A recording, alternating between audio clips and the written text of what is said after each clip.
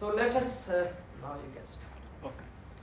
So we will just revise some of the things that you have already taken about thyroid. The reason is that why we take it specially in surgical rotation, that complication rate in thyroid surgery is too much. About some papers say about 40%, some even say 50%. Most important, if we understand the topography, that where the gland is, how it lies, what are its parts, what are the relationships, then we can understand, we can have a safe surgery. So this surgeon, Professor John Edward, he is the opinion that thyroid operation is the pinnacle of endocrine, they're the top. Those surgeons who can perform it well means that they are at the top, they are the most top surgeons. The surgeons, if they perform this surgery very well, even then there are some major complications can take place. And if you look at this, this is damage to the nerves, because all structures, if you recall back in thyroid in this region, the structures are so jammed, they have to go inside the thorax and abdomen, and they have come to outside. So they are very close to each other. So these recurrent nerves are, one problem is that when we are removing thyroid, we also excise hypothyroidism, that leads to hypothyroidism. So that again becomes a problem. But if we have a good experience, sound judgment from your previous knowledge and techniques, now they have added some new techniques in thyroid surgery. There are special scissors which have got cauterization. They can seal the blood vessels when you are cutting it. So bleeding field is quite clean, bleeding is very less. So if we go to these surgeries, they can minimize our complications. Now how to master these is to revise at least these topics. Various landmarks in the neck region, because we will be dealing with a living patient. So we have to have landmarks which can be seen, which can be palpated, or which can be looked for in a living patient. Then we have to be very knowledgeable about laryngeal nerve locations and their protection at the surgery, how to protect them, at which level we should cut, we should make our incisions so that we can protect them. Then especially two nerves, they always say recurrent laryngeal nerve and branches of the superior laryngeal. We will see that we have two branches, but usually external branch is damaged. Then parathyroid gland. So at least these four topics should be mastered if you have to attend a patient with thyroid surgery. Now this thyroid surgery is if you recall back, we have talked in your previous discussion that your first year even POFP level, that thyroid gets enlarged, and we have a enlargement in some areas of the world which are famous for this. We call this condition as goiter. Now there is different types, nodular, non-nodular, toxic, non-toxic. But usually for toxic, non-toxic goiter, we perform surgeries because it has a great size and it will press the trachea and other underlying structures, so that can lead to complication. So we have to perform surgery cosmetically or due to the symptoms. So this surgery needs that we have to be familiar with these landmarks. Normal anatomy of the neck. One structure which we usually miss in anatomy, we have never talked of it in general discussion of the anatomical topics, is one organ. They have named it the name of some person, the organ of Zucker-Kendall, or the body or the tubercle of Zucker-Kendall. We will see it now. This is very mandatory, a must for all thyroid surgeons. Now, The neck region, as we talked, that is jammed with different structures, but when we start dissecting it out, even in a cadaveric body or in a living person, the sequence has to be followed. So when we see the structures from skin downward, we will see that it is very, very typical arrangement is there. And the first arrangement below the skin is facial arrangement. We have seen other regions of the body, for example, abdominal cavity. We have very well developed arrangement of the fascia. Similar is in the neck. We have the same layer, superficial fascia, deep fascia. But problem has come that over here the facial sheaths, they have modified themselves to enclose various muscles, various structures. So they have been named differently. So we use lot of terms. Some spaces have been created by these facial sheaths. Some special coverings have been created. If you recall back, you have heard of carotid sheath. This is also from the facial sheath. So first layer we will see after that skin, the epidermis and dermis, we have got a very well developed superficial fascia. Basically all facial sheath, they are connective tissue. So this superficial fascia, the neck, is very interesting that it has got a thin sheath of muscle buried in it, and this is a named muscle. We call it platysma. This is a very thin muscular sheath within this superficial fascia, and this platysma is a part of muscles of facial expression. And if you recall back, all muscles of facial expression, they are supplied by facial nerve, seventh cranium. So this muscle is also supplied by the same nerve. Now this, if you see in between, this platysma is like other facial muscles of facial expression, but it is dealing with our neck tensions. When we want to expand it or retract it, this muscle comes into action. So this is very special arrangement. Surgical surgeons, they have a special term. They say that this is superficial musculoepineurotic system is there. They brief it as SMAS. So this is consisting of the region below the skin, that is layer of muscle, platysma, then aponeurosis, sheath of the muscle which has become for insertion and origin, and fascia. So they make a compact system, and when we go for surgery, we have to dissect it out and put it back in normal original position. We have to restitch it also. So this is important for the surgeon. So please never forget the platysma in the superficial fascia. Basically we have said that it is a connective tissue, has got adipose tissue in fatty material but less. It is a loose areolar tissue. Now second layer, deep facial sheath is very well developed in the neck, and it is just covering all around the neck like a sleeve, like the sleeve of the coat, of the shirt. It is covering it all around. Now when the structures are interposed, it sends out partitions and makes specific terms. So if you see this picture over here, we have this is a diagrammatic sagittal section.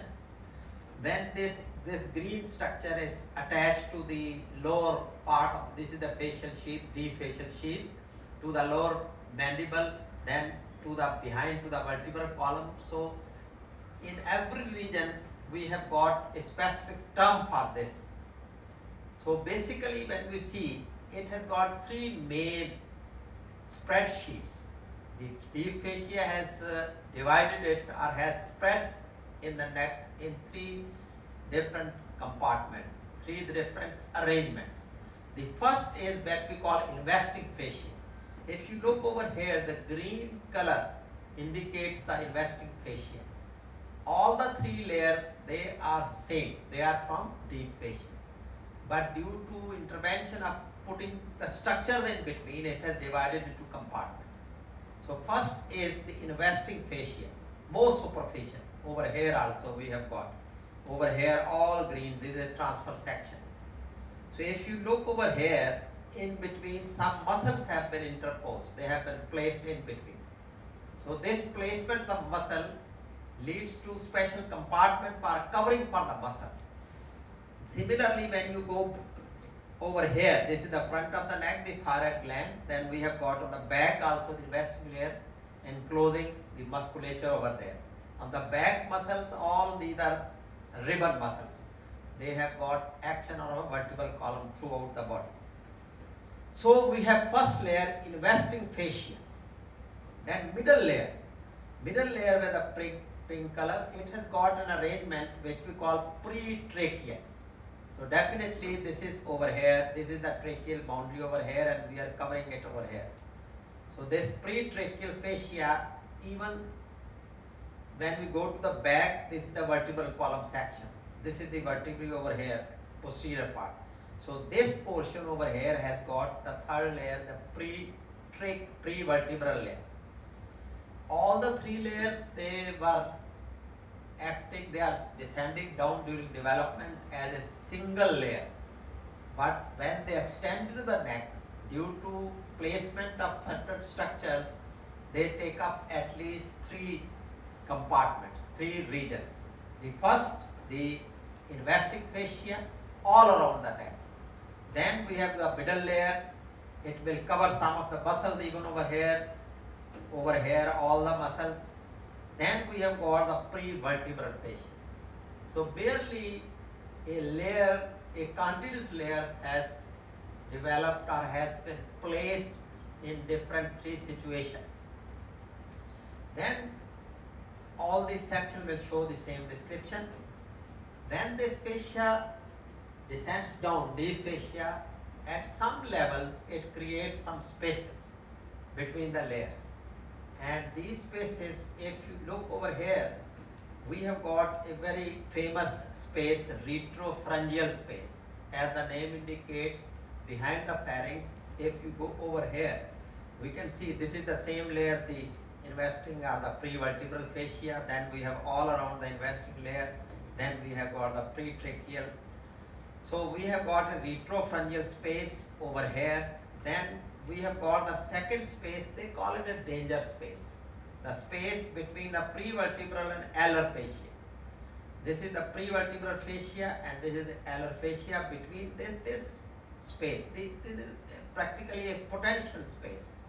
But problem is when we have got some accumulation of fluids, for example, blood during injury, these spaces, they get the liquids, the fluids in them, and they swell up. So we have to go for drainage. So this space, the dangerous space or space of danger 4 they call it also, some people, between the prevertebral and the alar fascia. From the same layer, if you look over here, the structures, the carotid artery is crossing, so they have been placed within the carotid sheath. So carotid sheath is also a part of the deep fascia over here. Now, when we look after removing the fascia, this region is quite muscular. Number of muscles they are extending. And basically, to make it easy to study, we use a landmark, the hyoid bone. And we divide some muscles above to the suprahyoid muscles and some below infrahyoid muscles. Some big muscles overhead like sternocleidomastoid. So all these muscles, they, if you look over here, they have, for purpose of study only, we divide them in triangular sections, in triangles. And they say that if you label over here, this is a part of anterior triangle. The midline is making the medial most boundary. Then we have got the anterior border. This is the sternocleidomastoid, the anterior border. Then we have got this is the mandible, the base of the mandible. So this triangle is anterior neck triangle or anterior cervical triangle. Then these triangles, even they have been divided to smaller triangles over here. Over here, if you look, this is one of the, there is no need to remember them. They are just for reference. The muscular triangles, for example, over here we have the submandibular triangle. If you look over here, The other name for this is digastric triangle, because two bellies of the digastric muscle, they are bonding it. Then we have got the carotid triangle over here, this area. Then we have got the muscular triangle over here. So all these triangles, they are the spaces enclosed by different muscles. Now main purpose of the region in triangle to allow better and more accurate communication of location of structures and injury. Main purpose is for study. Now when we expose this region, another prominent thing which we see, they are the superficial veins. And out of this, please never forget the external jugular vein and anterior jugular vein. Now these two veins over here, they have been in the dissected part. This is dissection by one of the university at Manchester. They have put it on e-learning. Their e-learning, but it is free available. You can see it yourself also.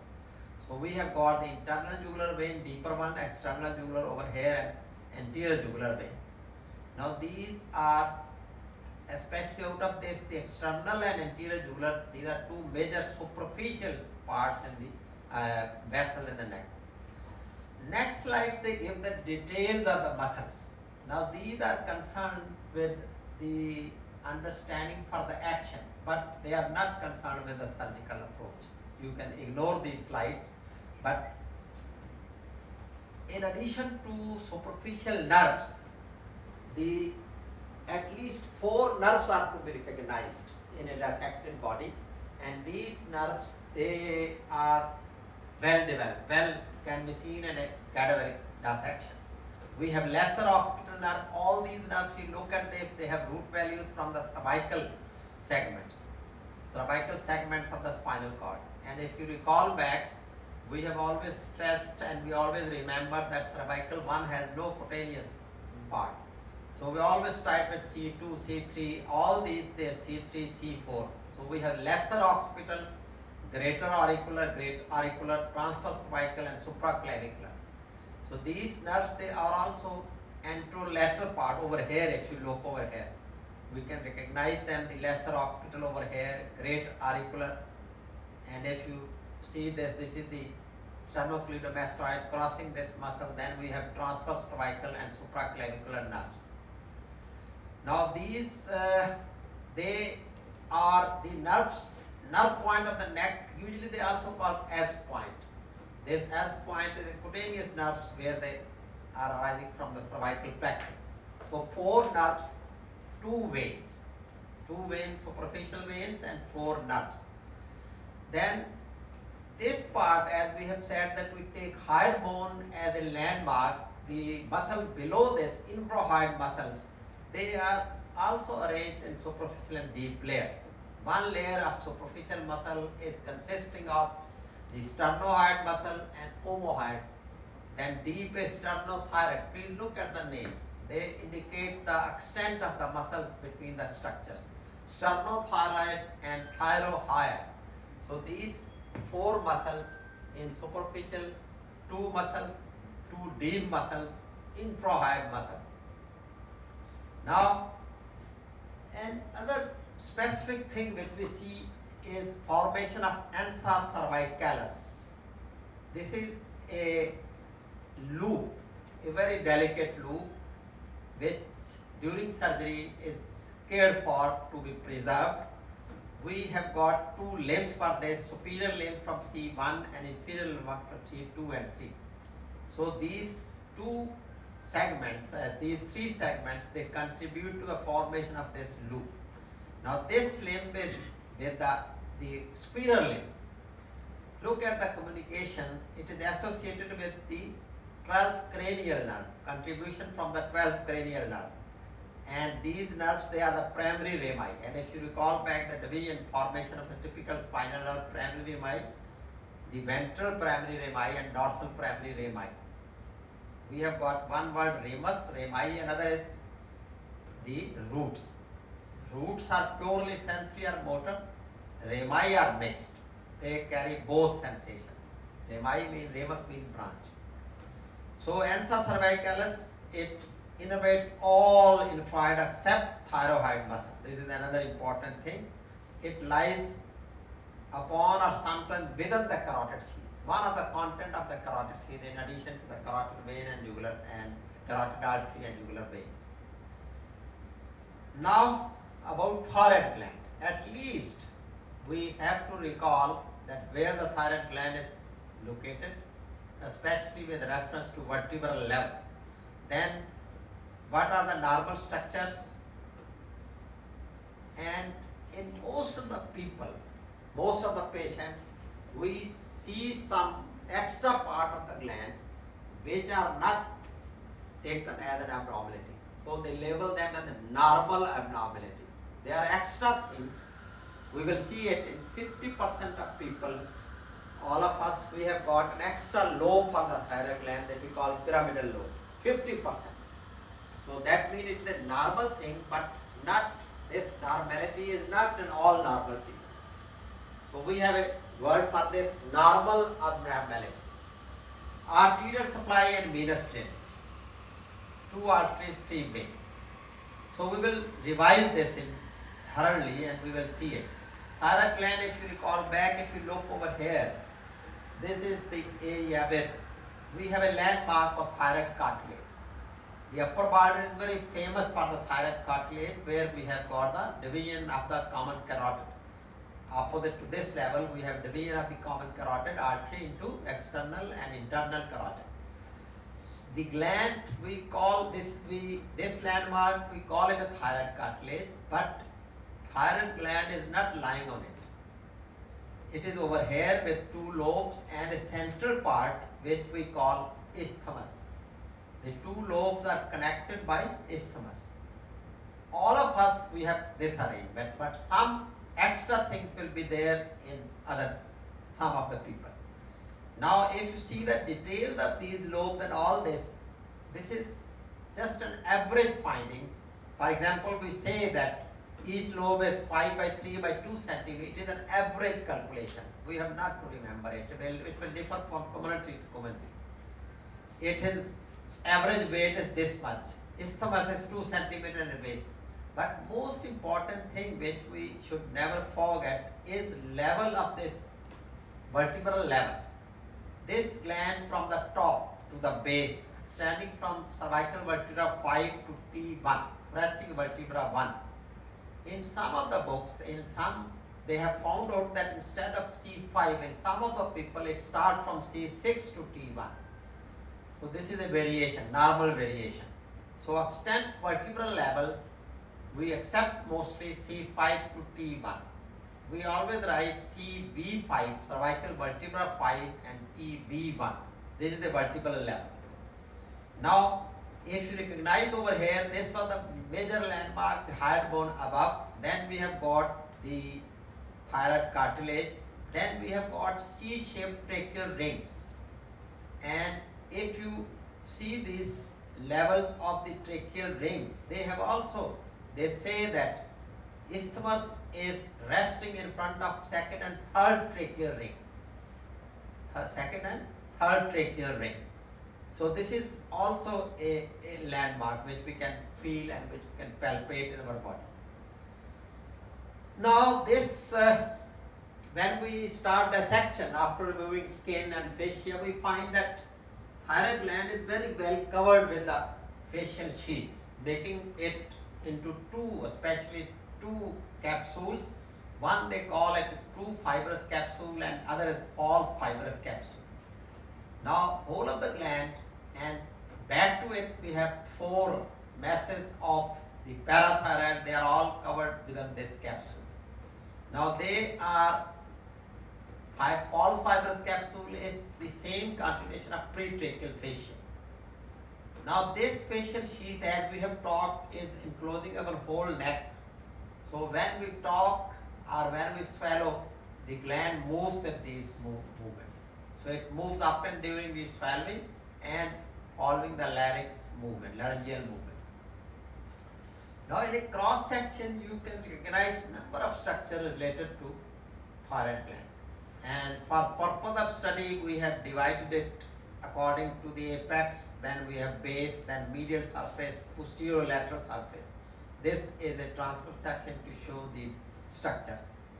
Now these relationships are important as the structures are too many, so we have to be very cautious when we are dissecting it out in a dissection or at a surgical event. Cross section for this is a very good diagrammatic presentation. When we see this is the thyroid cartilage and we have got the cricoid and tracheal rings. All they are connected with the facial sheaths. Then we have got a pretracheal fascia, expands and covers to form the false capsule and two false capsule around. Then even please look down it goes to the fibrous pericardium, a communication with the developmentally we have seen that all covering starting from the dural meninges down to the pericardium, pleura, peritoneum. They develop as a single layer. Then as the organs are pushed in between, they are named according to the location and the organ occupied. Now about 50% we said, these are the normal structure, this and this, right and left lobe. 50% of us, they have an extra lobe that we call pyramidal lobe. Now this pyramidal lobe has to be remembered. Who has got this extra will be evident when we open the thyroid gland. When we have surgical opening, then we can know it. So this 50%, but what is the size of this is not specific. It can be variable in size. But it can go, one thing is common that this lobe extends superiorly, and we recall back over here we have got the thyroid cartilage. So this part which is the pyramidal lobe in 50% people can extend up to the thyroid cartilage, at least to the lower border. In some of the people we have got extra thyroid tissue. We will see that why it is coming over here in the next slides. This extra thyroid, accessory thyroid tissue is also prominent. Now, when we see the development of this arterial supply, we have said two big arteries, superior thyroid artery and the inferior thyroid arteries. Now, this is from the external carotid, and over here we have a thoracocervical trunk, and it is also from subclavian, first part. So basically, and this is obeying the same rule, all branches over here should come from the external carotid, no branch from internal carotid. So two arteries, superior thyroid artery, inferior thyroid artery. Now one thing is written in red words, very important surgically. They say that when we are ligating this artery, we have got another problem. In addition to these two arteries, some of us, we have got a third artery also. And again this artery will be seen when we open the thyroid gland. This is called thyroidema, and the figure is given about 10% people, they have a single thyroidema. This also arises from the same brachiocephalic, from where the inferior thyroid artery is taking origin. So this is an extra artery. If you look over here, we have got this thyroid, the superior inferior thyroid, and we have got this vessel directly from this subclavian brachiocephalic trunk. So this is a very big communication, because this is the arch aorta over here, and we have got this on the one side two branches, and other side the one branch brachiocephalic. So over here, if we miss, a surgeon miss this vessel and by chance it is dissected, cut out, profuse bleeding can occur. So this thyroidema. So basically we have two arteries, superior thyroid artery, inferior thyroid artery. Superior thyroid, this is branch from the external carotid, and the inferior thyroid from brachiocephalic trunk, which is first part of the thoracocervical trunk, first part of the subclavian artery. Thyroidema from the brachiocephalic over here, main vessel, brachiocephalic. Now, when we are ligating this artery during a thyroidectomy, we have to not to damage. Along with this, if you look over here, this thyroid, this is very closely related to the nerve that is the recurrent laryngeal nerve, very close vicinity. So when we are ligating it, we have to take care not to tie up the nerve with it. This is a warning in red colors for the surgeon. Then venous drainage. The three veins, superior thyroid, middle thyroid, inferior thyroid. Again, occasionally, fourth vein is also there. And this is named by the person, I think, who might have described it first, the Coker's vein. This is between the middle and inferior vein, between middle and inferior. So we have got the three veins. This superior thyroid to internal jugular drainage, then middle thyroid into internal, inferior thyroid into the left brachiocephalic vein. Now this is also going to the internal jugular if it is present. So this is very interestingly, these are normal abnormalities. They are taken as normal structures. In case of vessels, in case of lobes, pyramidal lobe or accessory thyroid tissue, even up to the thyroid cartilage, extending up to the thyroid cartilage, and in case of vessels, superior and inferior normally, but we have an exothyroidema, 10% people. Then in veins, three veins are common, but one extra vein, Coker's vein, can be there. For veins, please always remember where do they drain, and for arteries from where they arise. Now these figures again show the arterial supply and venous drainage of thyroid gland. This is the dissected part, they can recognize and we can see it. In innervation, we have got the autonomic systems. It is the endocrine gland to secrete hormones. So this is secretomotor nerves which belong to the autonomic systems. And we have sympathetic fibers and parasympathetic fibers. Parasympathetics from the vagus nerve, cranial part. Sympathetic, they have superior, middle, inferior cervical sympathetic ganglia. This we have seen that in sympathetic system, all ganglia, they in the neck region, head and they join together to make three big ganglia. The superior, middle and inferior cervical sympathetic ganglia. Look at there, these fibers are vasomotor. That means they are controlling the blood vessels, the blood supply to these organs. And they cause vasoconstriction, the sympathetic fibers. Endocrine secretion is hormonally regulated by the pituitary gland. This is the hypophysis pituitary axis which is controlling this one. Parasympathetic from vagus nerves.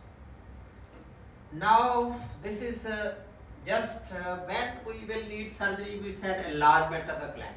Now this enlargement is a very, very vague term. But we have specific terms surgically. We collectively call as the goiter, but it can be a nodular goiter or non-nodular, it can be a toxic or non-toxic. But one thing is common in all enlargement, that they will have pressure symptoms if they enlarge beyond certain size. The pressure symptom, for example, compression of the trachea will lead to dyspnea, compression of esophagus, dysphagia, compression of recurrent dysphonia, and when gland enlarges, it may do so in any direction, anteriorly, posteriorly, inferiorly or laterally. Any direction it can enlarge. It cannot move superiorly because of superior attachment set, because muscles, strong muscles are attached there. Substernal, even it can go down to the behind the sternum. So practically except superior extension, all other extensions, enlargements are common. And when they compress the structures, it will be either dyspnea, dysphagia, dysphonia. At least three problems with the three main important actions for our body. Now this is sometimes they cut normally also. For example, they say during menstruation, during pregnancy, it can enlarge. Now this is the three things which we can see it over here. Surgically, when we remove this gland, the term used as thyroidectomy, ectomy as we have seen it, it is removal of any of the part of the body. So hyperthyroidism, in case of surgical treatment, we have to push each lobe, we can remove it. But this sentence is very important. We have to protect the recurrent and superior laryngeal nerve and to spare the parathyroid gland. In the very beginning we have talked, these are three common things, complication may occur. Damage to these nerves leading to palsy, or removal of the parathyroid tissue leading to hypoparathyroidism. So this has to be protected. Now during neck surgery, when this recurrent nerves are damaged, they near the inferior pole over here, when they are damaged, they related to the inferior thyroid artery also. Symptom is the problem with the voice, hoarseness will occur. So this is a common complication in previous years, but now due to modern technique, even we have now laparoscopic surgeries in all regions. Even for thyroid they have laparoscopic surgeries. So the complications have decreased. This is an additional slide for its structure. Thyroid follicles, they are lined with, look at the epithelium, lining a simple cuboidal or low columnar epithelium. Single layer of cells lining each follicle, so we call it follicular epithelium. But in these we have got two types of cells. One they call follicular cells, we also call them principal cells. They are the source for production of thyroid hormone T3, T4. Then we have C cells or parafollicular cells. They are concerned with secretion of calcitonin. So the structure histologically, the compartments are there, follicles lined with simple cuboidal or low columnar epithelium. Two types of cells. One are the principals secreting hormone, main hormone, thyroid hormone T3, T4, and one parafollicular C cells or calcitonin. Now when we were talking of normal abnormalities, we have to take into consideration the development.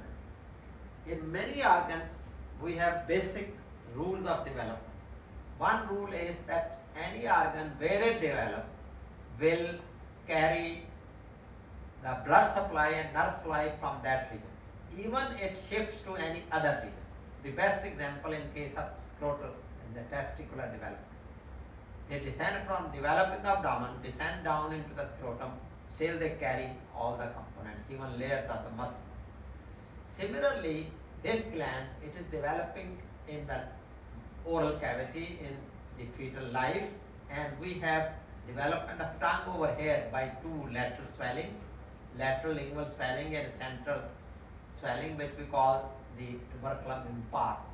These three, they will lead to development of adult tongue, and over here they have a marking which we can see in adult, the foramen cecum, and we have seen that the landmark foramen cecum, it differentiates because the source is different, so the nerve supply is also different. So over here the thyroid start developing, then it has to descend down in the neck. For example, it is over here, this is tongue development, and we have endodermal thickening, and it will go down, it will descend until it reaches to the neck. So throughout the way, please look at this, throughout the way we have got this passage for the descent of the thyroid gland. Now this passage, normally it gets atrophied, it gets turned into a ligament, into a atrophic structure. Sometimes this remains patent and it leads to congenital errors. So you can just guess that any congenital error or defect will be seen in this line. Any extra tissue, if it is left over here, will lead to accessory thyroid gland, but it will be in the line of descent. So if we see, we have a common finding over here which we call thyroglossal duct or cyst. So over here the child will have, this is the line of development from the foramen cecum. The tissue has descended down to this location. In the way it can lead to accessory thyroid tissue, or it can give to some of the pocket-like thyroid cyst formations. Now these can open, they can be seen over here on the external surface, and they can see when the child, for example, is engulfing something, swallowing something, they can lead to, if this duct is open, patent, this, for example, water will lead to the collection, to be collected in these cysts. So these are the duct. Normally this disappear, get atrophy, but it may remain and form a thyroglossal duct cyst, and will. But important thing is that it will be seen on the pathway of descent, on the same line from where the tissue has descended down.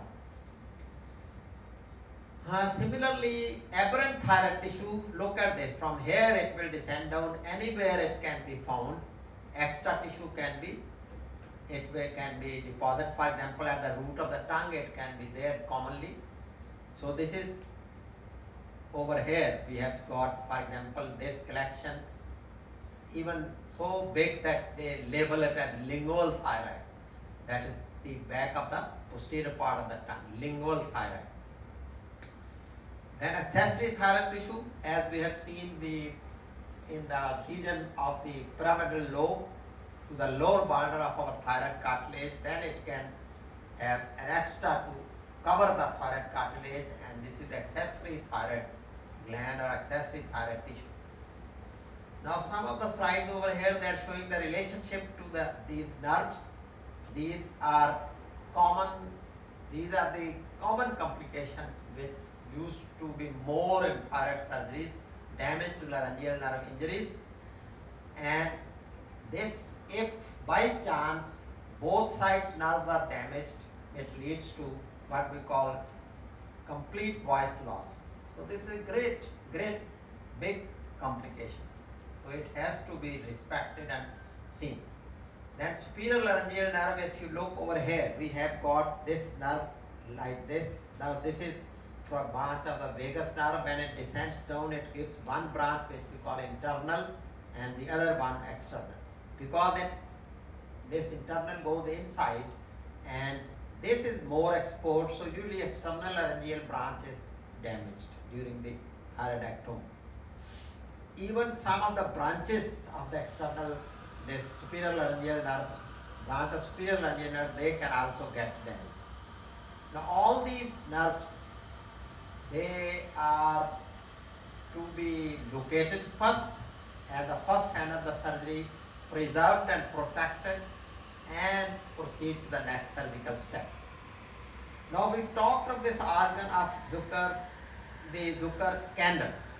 Now if we look over here, this is actually cells. If you recall back, during development of nervous system, we have formation of neural tube. Then the neural plates, neuroectoderm from ectoderm. Neuroectoderm, the two plates, they join together to make the neural tube. The corners of the tube, they get separated and they form what we call neural crest cells. And they give rise to various structures in our body, especially in the head and neck regions. So from the same neural crest cells, this is a group of cells which gets detached. If you look over here, this is the bifurcation, this down over the aorta. This is the inferior mesenteric artery for the, if you recall back, foregut, midgut and hindgut, we have got the inferior for the hindgut.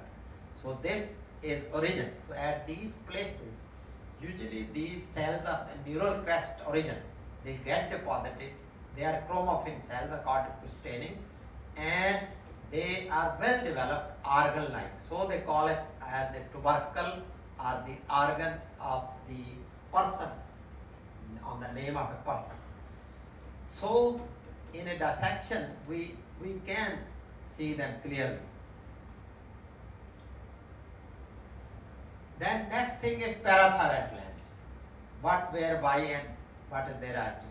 If we look, dissect it out theoretically, diagrammatically, we are looking the front, and if we remove the thyroid gland, on the back we are looking from behind, 4 masses of a specific tissue, the parathyroid tissue, can be seen. And these are on the right and left side, each a pair of this gland, left parathyroid glands and right parathyroid. We are looking from the back. So this is the front portion, the hyoid bone front and thyroid cartilage. Then we have got these four masses and their blood supply comes from the inferior thyroid artery.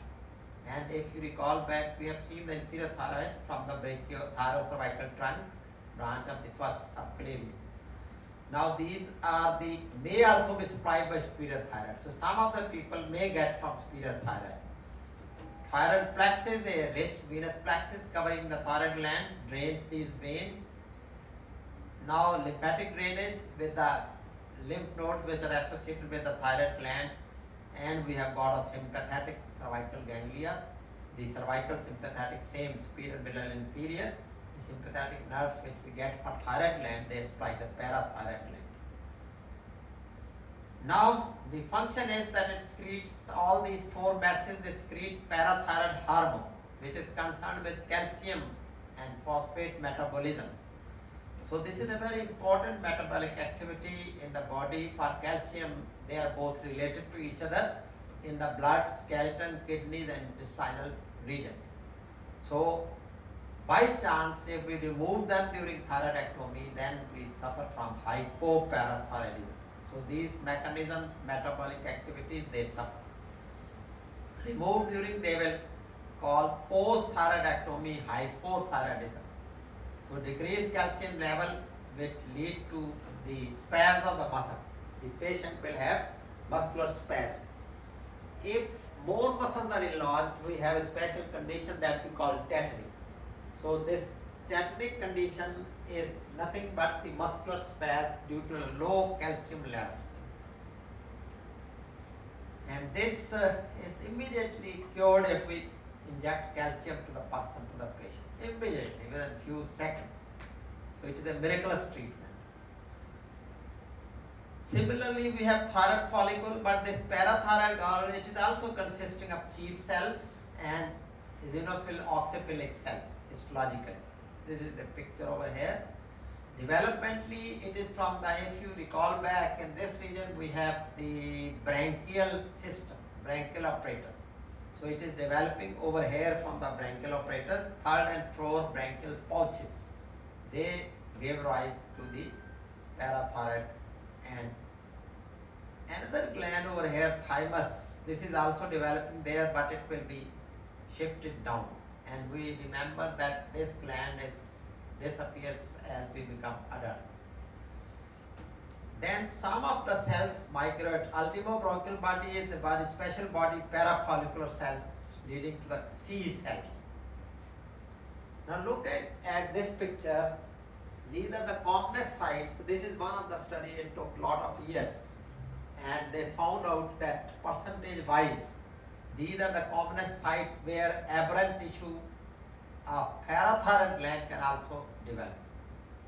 So persistent glandular tissue along migrating pathway, it is again same in the pathway of the descent will take place. Now what we have seen in all the previous slides, we should recall it back that damage to important nerves is a very major complication of thyroidectomy. The one is recurrent nerve, another external laryngeal nerves. These two nerves, these are arising from the branches of vagus nerve. First one is the direct branch and second one is from the superior laryngeal nerve. Now, if we have got, we sever or cut the vessels in this region also, again one problem occurs, that is devascularization of parathyroid vessels. So just try to understand that preservation of normal anatomical structure is the criteria for a successful surgery. If we preserve the anatomy and not lead it to develop into pathological events, then your patient will be all right. These are the details of these nerves. Over here actually the recurrent nerve is very close to this inferior thyroid artery. So this nerve is crossing like this. So in the very beginning we said when we ligate this artery, we have to we have to take care. Problem is that this inferior thyroid artery, the inferior thyroid artery can have different arrangements. Normally, it can be either in the first picture. If you look over here we have got the thyroid gland. It can be, nerve will be crossing above, below, or even look at this situation. Some of the branches, they are crossed by the nerve, and some branch nerve is behind those branches. So this is very complicated. Unless we keep our eyes open and very alert during surgery, we can miss it. So this is the relationship of recurrent nerve to the inferior thyroid artery. So back to this, please remember that inferior thyroid artery is in a close relationship to the recurrent laryngeal nerve. While ligating this artery, we have to at least look at these possibilities, how the nerve can be related to the inferior thyroid artery. It can be simply crossing behind the artery or in front of the artery, or it can be partially behind and partially in front of the artery. So this situation, a surgeon has to be very alert to save the patients, not to create the damage. So this was a quick revision. Please go through these slides, and if there is any question, you can just refer me anytime. Thank you very much. Any other?